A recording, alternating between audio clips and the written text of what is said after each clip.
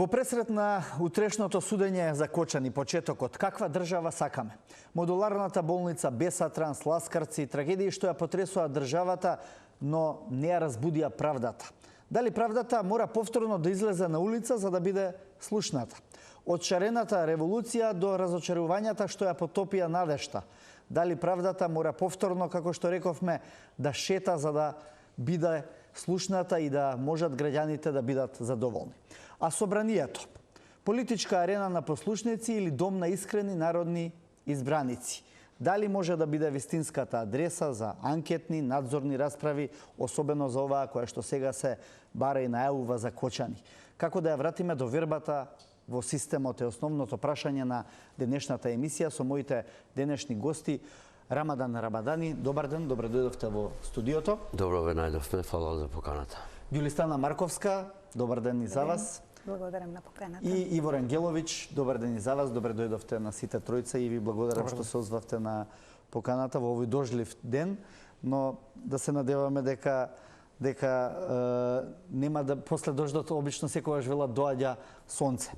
Рамадани, што може да значи ова судење за правдата во Македонија со оглед на сите очекувања кои што ги имаат пред се граѓаните, а најпрво жртвите и семејствата на жртвите од Кочани?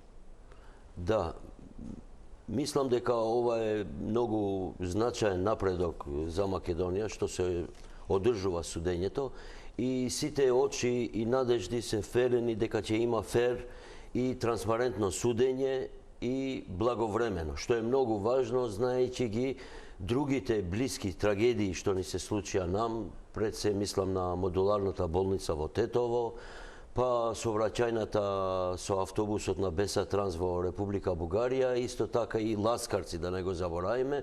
Тоа се, значи, случаеви кои до крај не се осудени. Мислам, иако за дел од нив има пресуди, едната во Бугарија што е пресудена веќе има меродавна пресуда и другата за Ласкарци што има неколку пресуди, не стигло до извршување. Па тоа се вперува очи и влева надеж дека ова судење за најголемата трагедија во број на жртви кои не се случи во дискотеката Пулс во Кочани ќе биде потранспарентно, поблаговремено и дека ќе се оствари на некој начин правдата, овоземната правда што ја очекуваат граѓаните од Македонија. Јас би сакал само да споделам и со јавноста и со вас една ориентална максима која вели дека религијата на државата е правдата. Тоест дека државата она што во што треба повеќе да се верува, значи до степен на метафизичност во една држава и во аспект на државата е правдата. И стварно тоа е, значи граѓаните прво што очекуваат од државата е таа да биде праведна и да дели правда и меѓу нив, но и во случај на кога ни се случуваат вака големи трагедии. Затоа очекувам дека ова ќе биде сепак поблаговремена. Марковска, имаме историја на несреќи, историја на неправди, историја на случувања кои што никогаш не донесоа целосно расветлување на станите кои што ја потресоа јавноста и тие се забележуваат во нашата колективна меморија. Чувствувате ли сега моментум дека може ова судење да представува некаков тип на исчекор напред?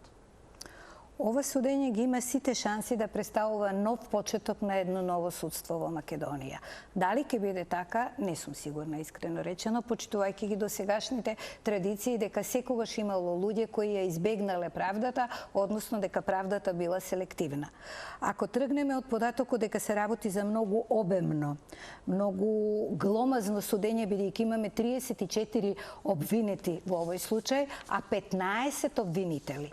Самото тоа што 15 обвинители ќе бидат како тимови распоредени за поедини луѓе кои што се казнети за едно исто дело, и тоа ми беше нејасно заради тоа што тука немаме повеќе кривични дела, туку само едно поголемо кривично дело, сите се под една флоскула, исто толку адвокати, кој знае колкав број на луѓе кои што ќе бидат сведоци. Јас очекувам едно гломазно и долго судење. Самата бројка на 34, рачунајте дека тука имаме и нивни адвокати и се, добивме едно ветување од страна на јавниот обвинител дека самото тоа што има 15 обвинители, дека тоа ќе биде еден начин како да се избегнат долгите одложувања и растегање на сите судски случаеви во Македонија, вклучително и на овој, да не зборувам и за други граѓански и кривични постапки.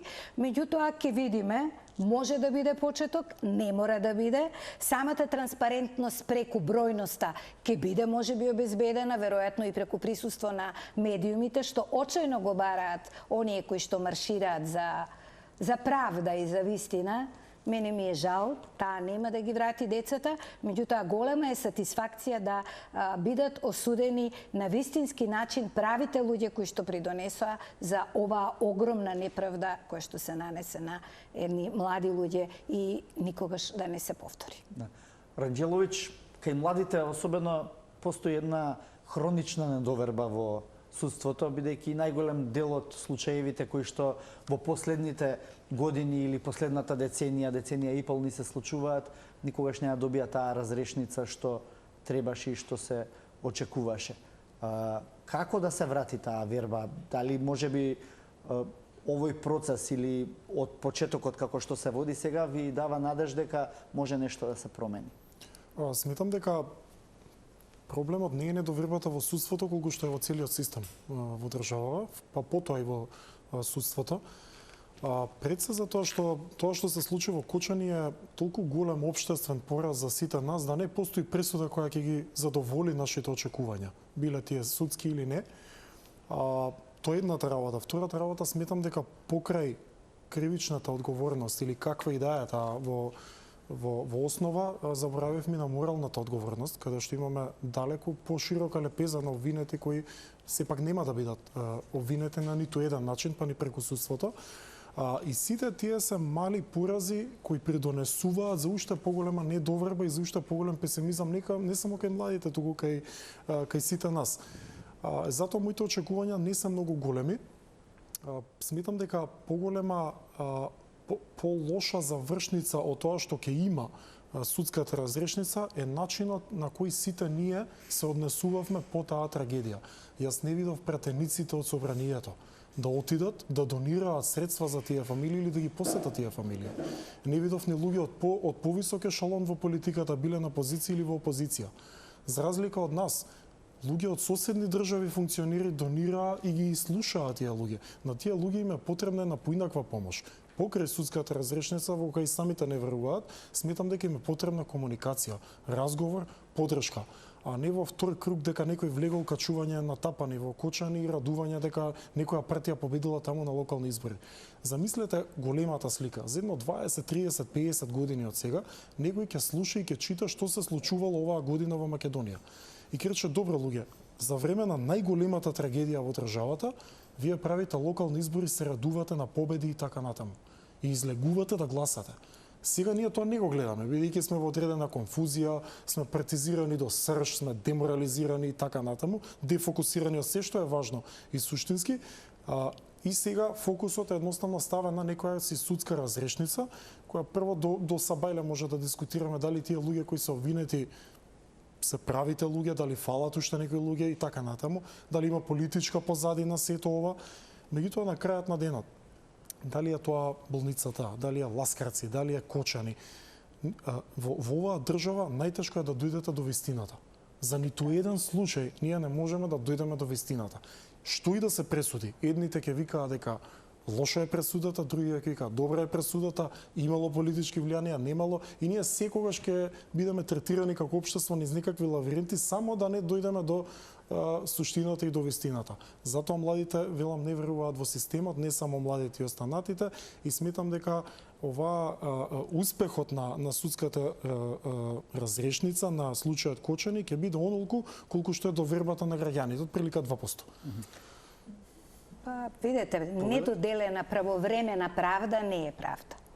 Заради тука времето ќе игра страшно значајна улога, од причина што реков, ако ова се одолговлечи и трае година, две или повеќе, како што траат обични граѓански постапки, тогаш сметајте дека тоа не е правда. Правда која што доделена за некаква си морална сатисфакција дека оние кои што се вистински виновни треба да одговараат, се со цел да тие луѓе понатаму да овие работи не се повторуваат. Меѓутоа јас ќе земам и една друга спротивна ситуација на гледање. Ако тука се 15 обвинители, кои што веројатно заради тоа што се под будното око на јавноста постојано присутни, кој ќе ја работи работата на тие 15 обвинители за други дела, кои што исто така чекаат со години? Кој ќе има, дали ќе има доволно материјални средства да комплетно целокупната постапка се докаже? Значи, и судството, и во овој дел ги разбирам, барем обвинителската и судската фела, кои што викаат вака. За да има правда, нам ни се потребни материјални средства. Сите ние го гледаме тоа низ товарот на платите. Платите се најмалата работа. Нека еден обвинител и судија и било кој што е работен во тој гломазен процес кој што на власт, кој што е издвоен од останатите власти, нека го добие максимумот, ама и нека пружа максимум од себе. Не можеме ние да бараме да тоа обвинителство биде на една страна присутно, а на друга страна да ги нема тие луѓе, затоа што ќе има и нови кривични дела, има и застарени, односно дела пред застарување. Има се уште истраги и за самото Кочани, значи тука не е завршена истрагата. Имаме на неколку пункта кои што треба да се доистражат, да завршат првите предистражните постапки, за да видиме до каде ќе оди оваа бројка, што значи тоа допрва ќе се отвора. Да, тоа се потребни и затоа пари, веројатно прашањата за селективност кои што се наметна и во делот денешниот разговор ќе останат. Рамадани, што мислите? Да, јас реков, значи, две нијанси во смисла на благовременост и на транспарентност, но сакам да додадам дека во целиот овој случај кој може да трае, може да е поефикасен од другите, се надеваме, мислам дека треба да продолжи, како да кажам, пресијата и заинтересираноста на јавноста за овој случај, значи и од медиумите, и од јавноста, и од граѓаните. Јас видов тронка надеж во последниот протест што го одржаа фамилиите на настраданите во Кочани, кој го имаше во Скопје, и тој беше бајги обемен. Значи, како некој кој што во прошлоста сум бил подоста активен во сите тие протести и искажување на пресија кон државата, знам да проценам и верувам дека овој последниот протест што беше во Скопје, споредено со првиот кој што се одржа летово исто во Скопје, беше многу трагичен. Мисла и во присатност и во се, овој беше покоезивен. Во смисла да имаше повеќе представување, значи од сите сфери на општеството, значи по секој план, и тоа буди надеж дека јавноста ќе биде постојано заинтересирана. Оти без пресија, значи без пресија, сите случаеви може да завршат како модуларна болница во Тетово, например, тоа ни е најблискиот вака, се беше голема трагедија, значи пред се за семејствата и за сегнатите, но потоа и за цела земја, во смисла како се случи настанот, но до крај не се отиде до тоа што рече господинот Рангеловиќ, со политичката и моралната одговорност, и таму како што влегоа некои други визури, некои други... Таму ни кривичната одговорност не беше до крај детерминирана. Да, до крај детерминирана, да, остана на кабелот, како беше таа во јавноста, но по обем, по трагедија исто беше голема и затоа значи овој последниот собир само ова сакав да го споредам, мене повеќе ми заличуваше на јавноста се сеќава на протестите против полициска бруталност. Тие беа во 2011 година веднаш по изборите, парламентарните избори кои таа година се случија и исто вака беа обемни. Значи не обемни само во бројност на луѓе, туку обемни во представителниот во представителниот дел. Значи имаше луѓе таму кои можеби прв пат излегуваа на протести, имаше не знам млади незаинтересирани, апатични, стари, пензионери од сите сфери на општеството беа присутни, исто беа и сега. И тоа ми укажува на тоа, затоа ја направив една таква споредба, не со шарена револуција, не со од 6 до несвест и така натаму другите студентските протести, туку токму со нив, зашто беше во ист ваков период. Значи, веднаш во после изборие, кога некако партиите или слават, или се одмарат, или се зафатени со делење на функции, па тоа помага граѓанството да биде поослободено од тие визури и се надевам дека ова ќе продолжи, зашто ова е во едно нормално општество, е нормално да продолжи. Иако, значи, има партии, има секаде има политички злоупотребувачи на протести и така натаму, но секаде има пресија од општеството. Нам тоа ни фали. Добро, видете, а Србија само што се случува. Погледнеме, но ни се случија, еве рековме, ги набројуваме, да не ги повторно набројуваме сите. Меѓутоа, ми имам чувство дека општеството не покажа доволно емпатичност во ниеден од овие случаи. Можеби на социјалните мрежи да, меѓутоа во ниеден момент не се изнедри силна маса која што ќе покаже дека ги сваќа, ги разбира, сочувствува со жртвите на семејствата на кои што ова им се случи. Зборувам за сите овие трагедии во последниве 5-6 години. Каде заборавивме на емпатичноста и на правдата, Марковска?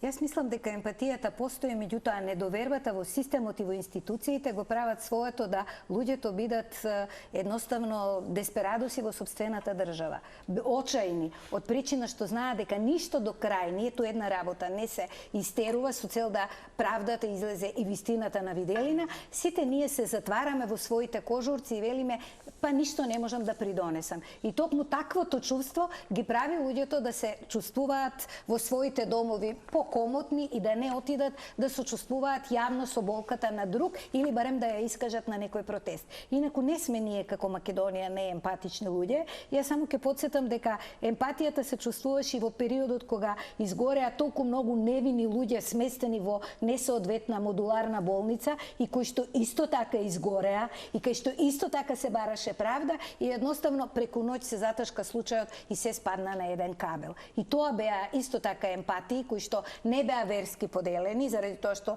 тоа се случуваше во Тетово. И исто жалат и тие мајки, сестри и браќа, како и родителите и сите други останати по овие деца кои што изгореа. Во Кочани видовме и друг феномен, Еве Рангелович, каде што ги сатанизираат на социјалните мрежи родителите на жртвите.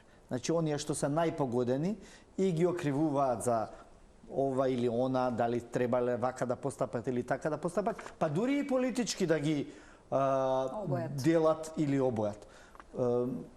Значи ли ова дека општеството и поделбата во општеството е премногу голема, премногу силна, за да ние денеска речеме во ред, излегуваме на улица во сабота и ќе се бориме за правда, а при тоа да не бидеме жигосани? Многу ви е добра поентата и ми е многу важна, затоа што лојалноста кон партизацијата во Македонија и пркоси на емпатијата. Тука некаде ја губиме емпатијата и мора да го кажеме ова. Не само родителите на загинатите деца. Јас излегов на протести па ме жигосуваат дека сум бил платен. Вие ако излезете утре на тој протест сте платен. Вие сте одбрале страна. И тоа е тука некаде се губи таа емпатија. Меѓутоа, јас не ги кривам политичарите, не го кривам ни судството. Ние сме жртви на сопствениот менталитет. Ние ќе се угушиме во најзагадениот воздух во Европа, можеби во светот, во најголемото ѓубре во градот, меѓутоа и преку брда ѓубре ќе одиме само да заокружиме партијата. Значи, ние за се може да имаме емпатија, меѓутоа кога ќе дојде време за избори, ние не знаеме да казниме. Тука некаде се губи нашата емпатија визави или во однос на лојалноста кон партијата. И затоа, како што вели еден професор по политичка философија, демократијава е многу едноставна. Какви луѓе и партии ќе гласате, таква ќе ви биде државата, таква ќе ви биде средината и таков ќе ви биде животот. Но аз такви ни се партиите Да, сите. меѓутоа ние Изборот е тој. Да, меѓутоа во изминативе 30 на години просечниот македонец е соголен во секоја можна смисла, има ниска плата, незадоволен од животот, никаков воздух, никаква средина и така натаму. Меѓутоа ништо не сака да промени. Кога ќе дојде моментот со единствениот начин да промениме нешто или силата на граѓанинот е во тоа демократско право на глас. И кога тоа ќе му се овозможи, и тука се сопнуваме. Не можеме потоа ние да се и после светот ни е крив. Не насакале американците, не насакале Европа, овие биле и некакви завери и така натаму. Значи за многу добар дел од проблемите во кои живееме сме самите криви, односно сме жртви на сопствениот, како што велам ја, менталитет, би додал и идентитет, бидејќи се ова што ни се случува е дел од нашиот идентитет. Потоа се лутиме кога некој ќе ни дојде и ни вели идентитетот ви е тавче гравче и полнети пипреки. Нема што да се лутиме, бидејќи односот нас према Кочани, према жртвите е дел од нашиот идентитет. Јас не можам да замислам во друга држава сразмерно да се случи ваква трагедија или како што рековте во Ласкарци, автобуси, болници и ние се однесуваме како ништо да не било. Ние славиме победиле ВМРО или СДСМ. Добро, го делите ли мислењето еве на Рамадани дека саботниот протест сепак покажа некаков поинаков начин на размислување, барем на скопјани? Покажа на луѓето со ментален склоп како Рамадани. Меѓутоа 100.000 луѓе да одат на Дино Мрелин во штип на концерт, а 1000 луѓе на протест во Скопје за Кочани. Ајде така да ги мериме работите. Луѓе возат од цела Македонија додат во штип на Дино Мрелин на концерт. Кој вози од Македонија да излезе на протест за децава од Кочани? Значи, имаме искривени вредности. Ние сме обезвреднети како општество и треба да почнеме од самите себе си. Убаво е оптимизот кој го делите сите вие, меѓутоа сметам дека алармантна е ситуацијата и не може да бараме секогаш да го вприлуваме прстот во политиката. И јас да сум лидер на партија, исто вака ќе изиграм. Мислам, така, ако немам реакција од општеството, зошто би излегол од статус квото? Бидејќи мое субјективно мислење е дека и општеството во Македонија и политичарите сакаат комфор, а не вистината. Општеството ја прати пораката на изборите, дел од општеството, каде што повеќе од 50% не излегува да гласаат. Не се согласувам. Или не се тука? Не, прво таму има 1.800.000 гласачи. Тоа е невозможно. Значи, тој избирачки список треба да се прочисти, што значи дека излезноста е многу поголема од 50%. Значи, за мене излезноста е пораз. Едноставно мора да казни. Меѓутоа, сега влегуваме во... Добро, да не ќе се да останеме се уште на темата, ова беше под прашање.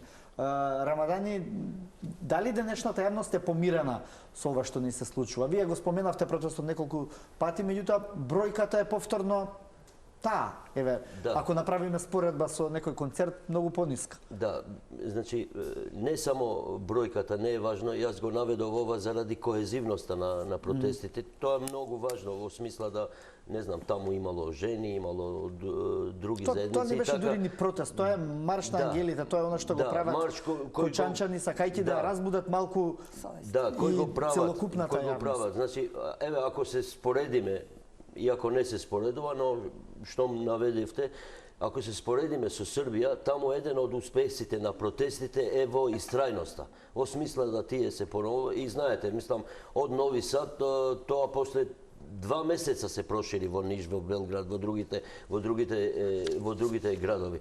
Тука нам што ни фали е две работи кои треба да ги евидентираме за да ги знаеме.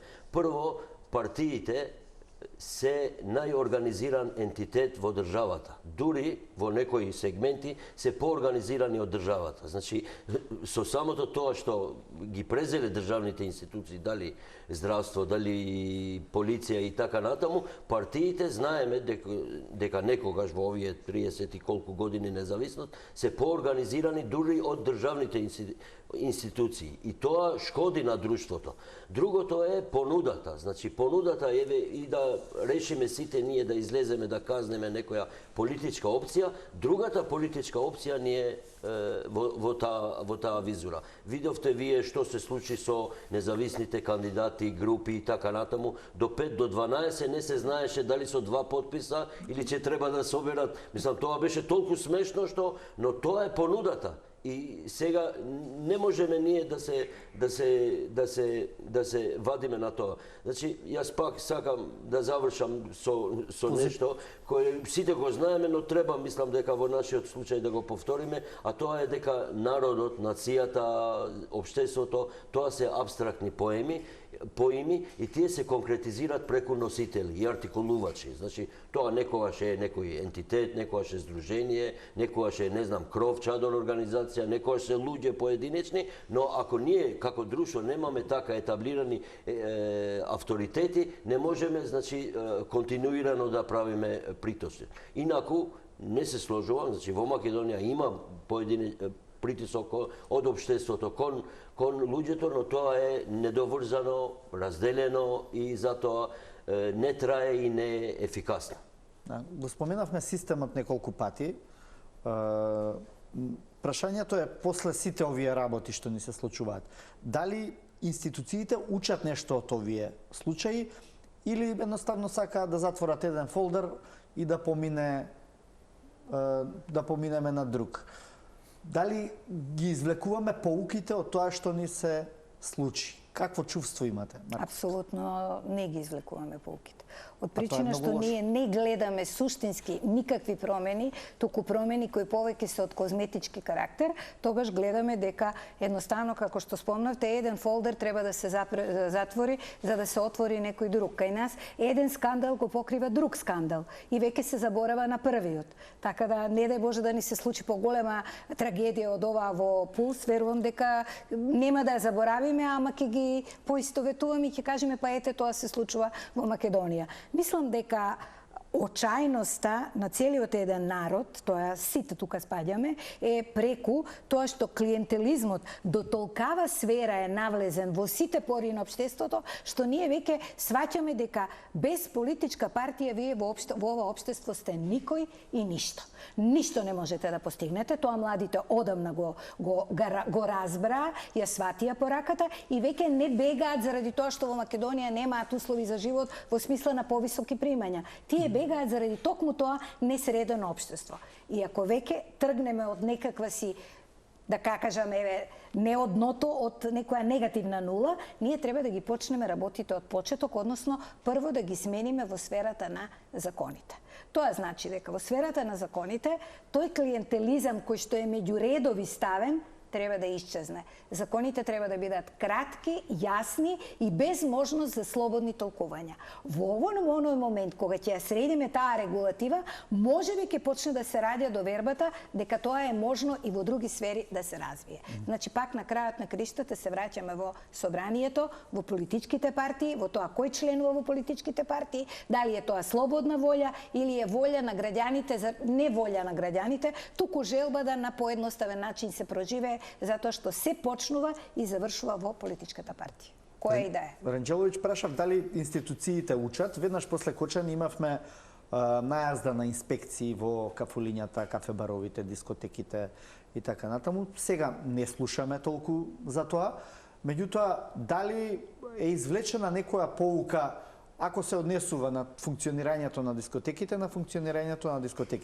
Меѓутоа, тоа да се разложи понатаму во сите останати општествени институционални функции кои што можат во иднина да спречат слични случувања или трагедии. Дали го гледате тоа? Дали гледате желбата? Дали или едноставно е купи ден помини?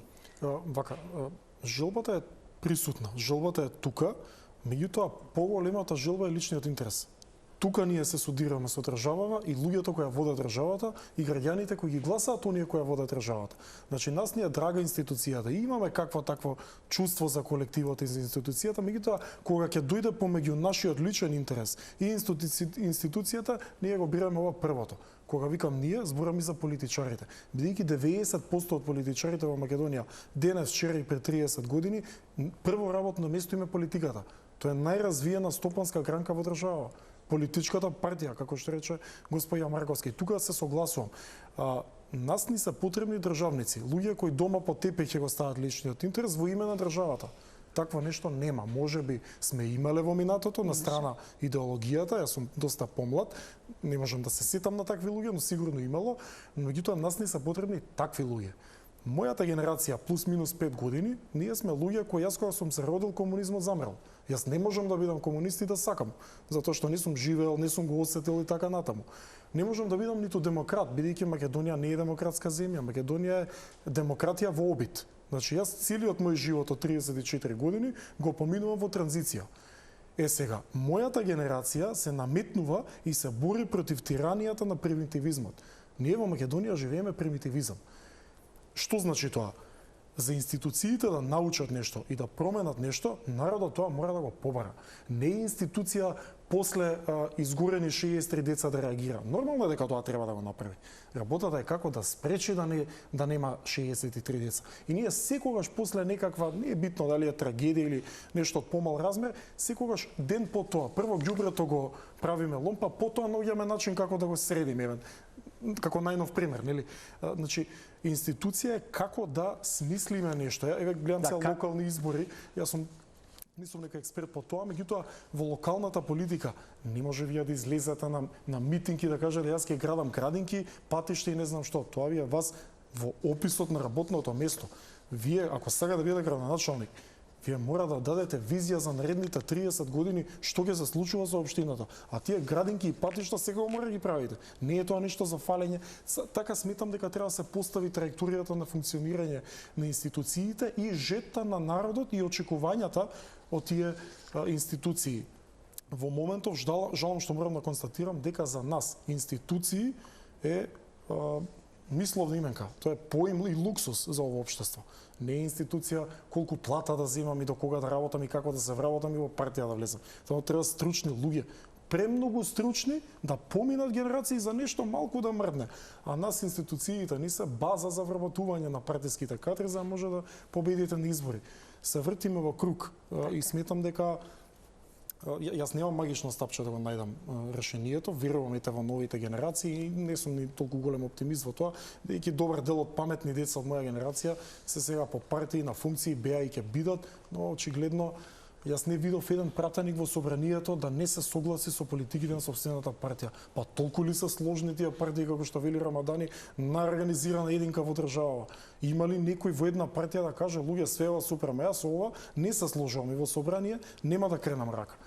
Мислам, добро. Тоа го имаше порано, веројатно Марковска знае малку повеќе за тие времиња. Тие го имаше во пораношните времиња, можам да зборувам и за собствен пример, меѓутоа тие луѓе понатаму никогаш нема да се најдат на листите. И тоа не е трагично. Ако си имаат своји занимања, ќе продолжат во рамките на своите занимања. Меѓутоа трагично е тоа што спомнавте дека се работи за луѓе кои што им ја прво вработување, ја наоѓаат удобноста во фотелите, во тоа красноречиво зборување и слушање и веќе стануваат безлични луѓе. Луѓе кои што немаат никаков став, туку влегуваат некаде за да добијат тој став и на крајот тој став го преточат во стискање на копчето. Мене ми е жал што има многу млади луѓе кои што јас себе и лично ги познавам и кои што влегле во политичката партија. И некако им се губи идентитетот на тие луѓе. Се поистоветуваат со лидерот или со партиските политики и тие луѓе стануваат добро да влезат ако сакаат да променат нешто и во самата партија и во наративот и во општеството. Промените треба да се случат однатре. Ние можеме да зборуваме колку сакаме. Има многу паметни луѓе кои што зазираат од политички партии, кои што не сакаат да влезат заради тоа што знаат дека сопствените ставови и принципи ќе треба да ги угушат за сметка на некои кои што веќе не се нивни принципи. Се принципи кои што веројатно и никому не му користат. И токму заради тоа, јас сепак сметам дека партиите треба да влезат нови луѓе, треба да влезат луѓе кои што имаат младешки жар и кои што имаат чест и достоинство да кажат до тука, од сега работите ќе течат вака. Кратко да додадете нешто, идеме на или да одиме сега веднаш на реклами? На реклами па потоа. На реклами, благодарам. Реклами.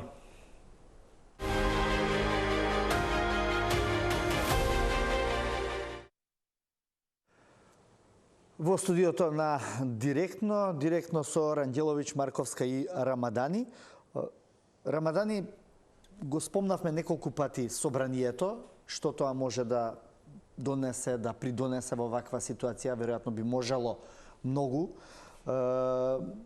Се споменува, бараат и самите жртви на семејствата на жртвите на Кочани, бараат надзорна или анкетна комисија во собранието за да може да се лоцира, значи освен онаа кривична одговорност за која што се зборува, и политичката и моралната одговорност за постапувањето и непостапувањето на институциите. Може ли ова собрание со овој состав и со овој начин на делување да одговори на барањата на жртвите на семејствата? Мислам дека начелно може, значи ако се има волја и ако се има пак, ќе кажам, ако има пресија од општеството. Значи, вие ако имате случаеви каде што таа пресија, тој, како да кажам, гнев, солидарност, емпатија, се заедно, трае и е континуирано, и е во една насока, мислам дека може да се извади нешто од тоа. Ние, да не забораваме, значи уште пролета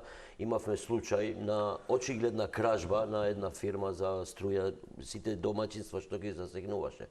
Мали протести се случија, веднаш реагираа државните институции дека ќе прегледат што е работата со тие категориите и така натаму, но веднаш има реакција за после, кога ќе престанат протестите, тоа да истото да тие мерки да се заборават или да престанат. Значи, собранието може тоа да го направи, дури може и во овој состав, што ако го споредиме со некои претходни состави, ова е слаб состав. Мислам сега да не вреднуваме луѓе, но еве ние што да кажеме пратиме јавноста, можеби не би можеле повеќе од 10 братеници да ги наброиме со име и презиме, што не беше случај од порано кога знаевме. Значи знаеме колку се активни и така натаму, од кај доаѓаат, од кои градови и така натаму, но може, значи, ако се продолжи таа пресијата, и мислам дека нам во Македонија ни недостасуваат уште две работи за да ова пресија биде артикулирана и продолжувачка. Првата е јавноста, значи јавноста не треба во овој дел да биде со таа партиска визура. И делот што го спомна многу добро го наведе, дека во случајот на Кочани, после тоа имаше очигледна пресија кон луѓето да не зборат за тоа. Ние имавме врвна солидарност, да не забораваме, значи многу скоро од Кочани отидоа таму попови, оджи, од сите сталежи луѓе што се обидуваа нешто да бидат таму, да зборат со луѓето, што се случило и така натаму, значи општеството на некој начин одговори на таа емпатија. Но во смисла на продолжување на пресијата во јавноста, таму како да имаше организиран обид, веројатно доаѓаше паниката од најблискиот пример од Србија, па заради тоа се крена прави, но имаше организиран обид, секој што ќе спомнеше Кочани, се гледаше како, не знам, државен непријател во обид, овој кој ќе порасне ќе стане вака или не знам, ќе не се случи ваква револуција, таква револуција, и имаше организиран. Од друга страна имаше поделена јавност, значи во секој аспект што како да се плашеше, ако, не знам, се солидаризира со Кочани, ќе биде криво разбран од партијата или, не знам, од партиските челници, и во делот на јавноста треба да се работи на ова, да се знае дека секоја несреќа, секоја трагедија и секоја неправда што се случува во Македонија треба таа да биде соодветно прво пренесена, а после и артикулирана. Во смисла на што подразбирам прво правилно пренесена е последниот случај за непотребните зафати во кардиохирургијата, во приватните кардиохирургии. Вака, значи јас седев некој ден и баш ме заинтригираше ова и гледав скоро сите наслови, значи и по леви портали и по главни телевизии, и секаде се вели констатирани се 10 случаи на непотребни зафати.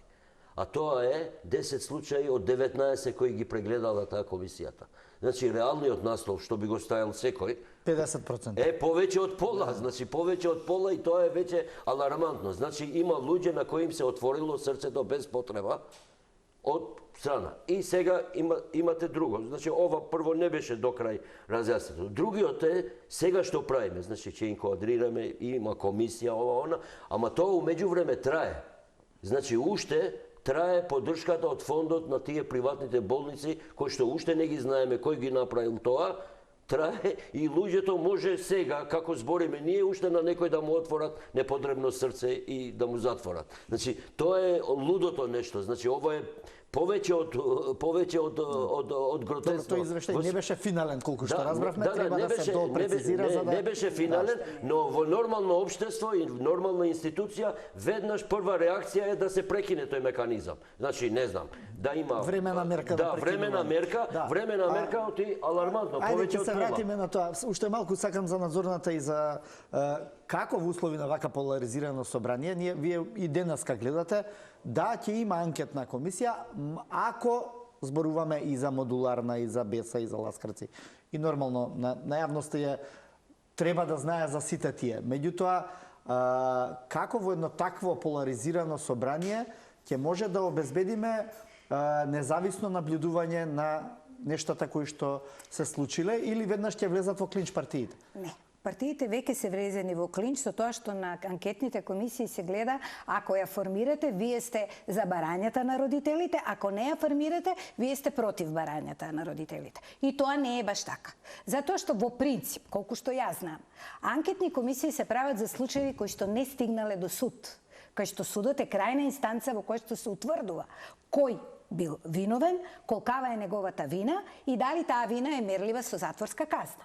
Меѓутоа, во случаи кои што не завршуваат за суд, кај што повисокиот суд е моралниот суд, кај што треба некој да се откаже од функција, треба самиот да си даде оставка или треба да биде посочен со прст па да се каже тој треба да си оди, тогаш се прави анкетна комисија. Во случајот за мене тоа е паралелизам, заради тоа што јас не сум против анкетни комисии формирани уште во почетокот со цел да се олесни и да се види која е моралната одговорност и дали некој треба морално да си даде оставка, дали ќе даде оставка или не. Тоа е негов личен чин и тоа е чувство на лична правда и чувство на лично соучествување со настанот кој што се случил дали во тој ресор или во друг. Сега во овој момент тука гледам едни некрофилни елементи, ама за жал кај сите. Затоа што има партии кои што сега во моментот викаат солидаризирајќи се, јас не сакам, нека ми извинат родителите, не сакам никого да навредам, верувајте ми, тоа е моето чувство на праведност. Тие родители нема да си ги вратат децата, само чувството на правовремена правда, барем ќе каже, еве некое друго дете нема да страда. И тоа го слушнавме во изјавите на родители кои што тоа многу болно и мачно, ама го кажаа како крајна цел. Сега другата цел, што некој сака на тоа да добие политички поени, што ние имавме една анкетна комисија. Дали ги видовме резултатите од анкетната комисија да излезат така јавно, да бидат онака максимално транспарентни и протежирани, а таа анкетна комисија во почетокот работеше и многу добро. И многу добро ја заврши својот. Зборувам за модуларната болница. За модуларната? Па имаше анкетна комисија. За онкологија, да, за онкологија, пардон. За онкологија. Беше многу практично и добро направена, во која што влегоа сите, во која што влегоа преспретеници од сите партии и на крајот не знам како да го крстам насловот, сето тоа се затошка. Заклучоците беа некако не, недоволно... заклучоците не можеа да се искажат од причина што тој што сакаше да ги каже заклучоците, рече дека другите рекоа тоа се ваши партиски ставови, ние не дискутиравме за тоа. На крајот повторно се сведе на партократија и меритократија. Ако можам да ве разберам, сметате дека не ни треба надзорна расправа за Кочани?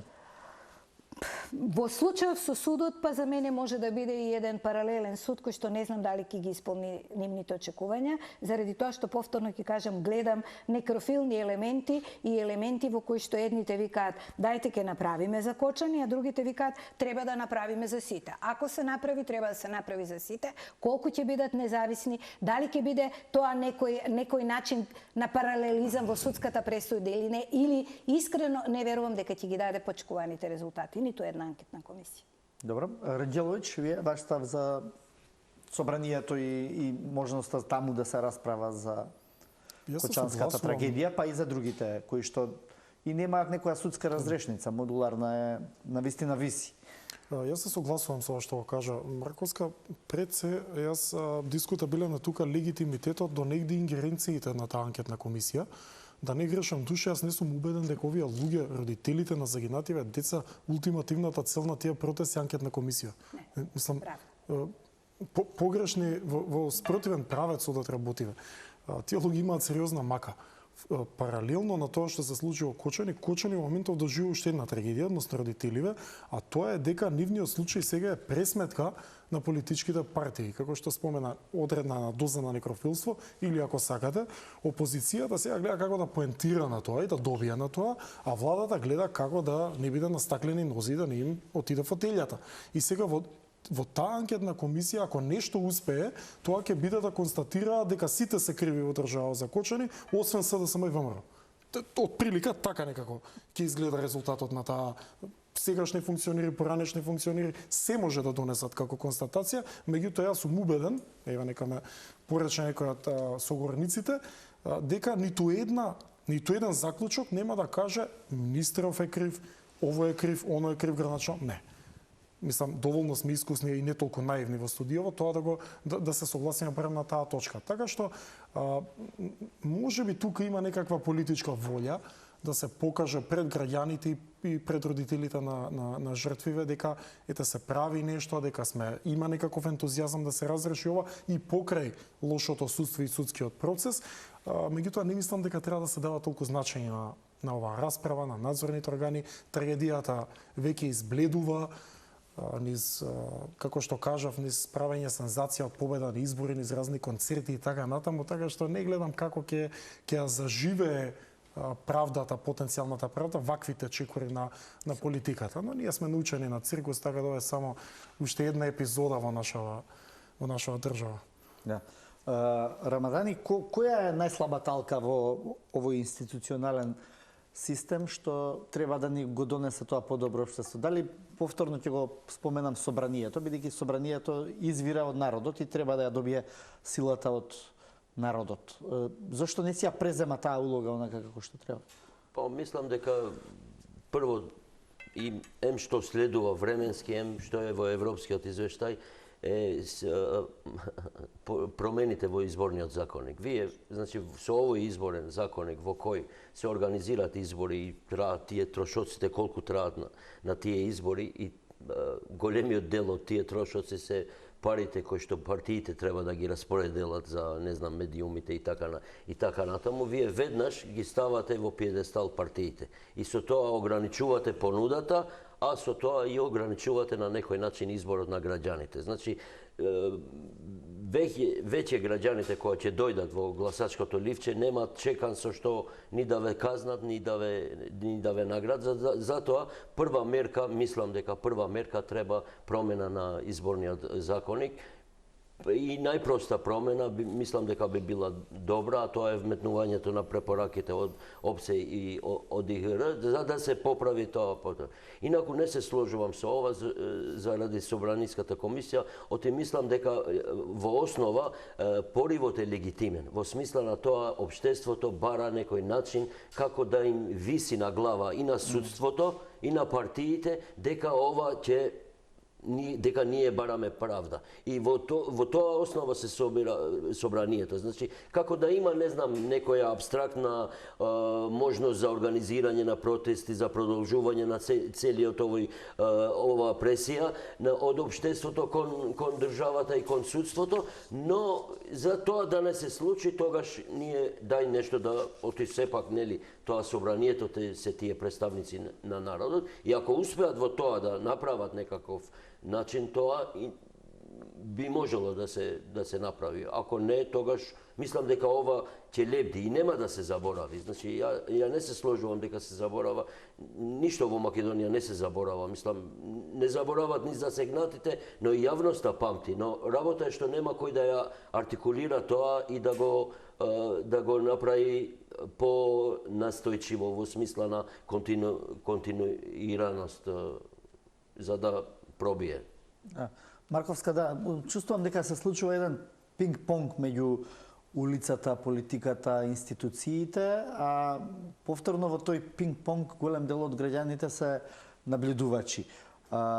Како да се воспостави таа нова политичка култура за собранието повторно да си ја земе власта во своји раце? Прво вака, ние сме дефинирани како парламентарна демократија, ама собранието е најмалку вметнато како вистински политички фактор кој ги решава работите. За мене, со оглед на сите полуги на власта во моментот, на локално, на парламентарно, па ако сакате и председателско ниво, се во рамките на ВМРО-ДПМН, навистина ќе бидам непријатно изненадена, радосна, доколку ВМРО-ДПМН и владеачкото мнозинство се разбира, впрегне можност да прво направи сериозен попис во Македонија. Нашиот попис беше таков како што беше. Не е важно како беше оценет. Ние претходно не бевме 20 години преброени и рековме треба некако да се преброиме. Апсолутно се согласувам дека бројот на гласачите кои што излегува во првиот круг беше повеќе од поголем во средините кои што фалеше со цел да бидат избрани градоначалници уште во првиот круг. Меѓутоа, нереалниот попис ни дава нереални политики и ни дава не само нереална излезност, туку ни дава и нереални можности за развој на одредени развојни политики. Бидејќи кај нас се е врзано со тоа што ќе се случи со етничките заедници. Дали ќе бидат поголеми или помали права и дали таа фамозна бројка од 20 ќе биде погоре, ќе биде подолу. Доколку собранието смогне способност да направи една резолуција во која што ќе каже апсолутно не засегаат бројките во однос на правата во Македонија на сите етнички заедници, дали се поголеми, помали, тие се такви какви што се затечени. Мора да се преброиме, да знаеме точно колку има резиденти во Македонија, колку има луѓе во странство, дали тие луѓе во странство може да ја кројат политиката на локално ниво, бидејќи тие не ја газат нашата кал и не се соочуваат уште со канализациони проблеми, нека гласаат ако се резиденти во Македонија. Ако се државјани, може да учествуваат во креирањето на политиката, меѓутоа само на парламентарни избори.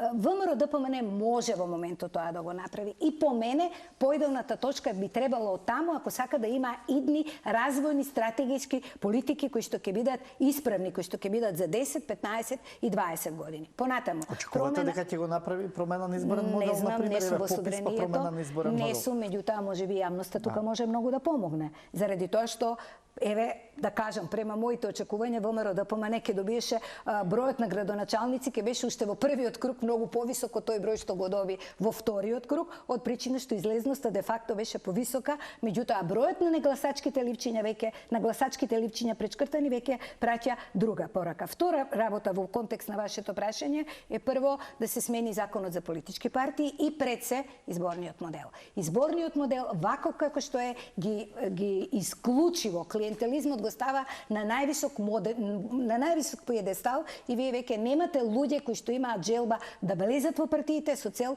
да променат нешто.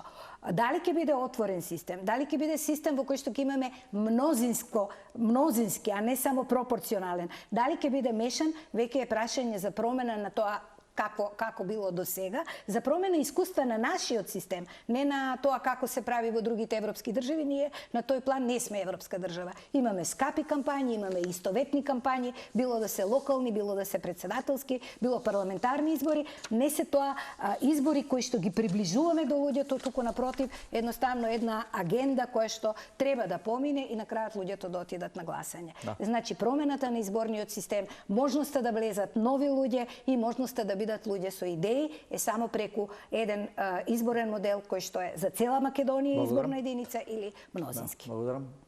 Рангеловиќ, како да еве овој многу прашања се, меѓутоа најкусо како да си ја задржиме супстанцата на опстојувањето, тоа значи младите да сакаат да останат тука, но и да сакаат да бидат во политиката, за да не биде политиката таква каква што била до сега.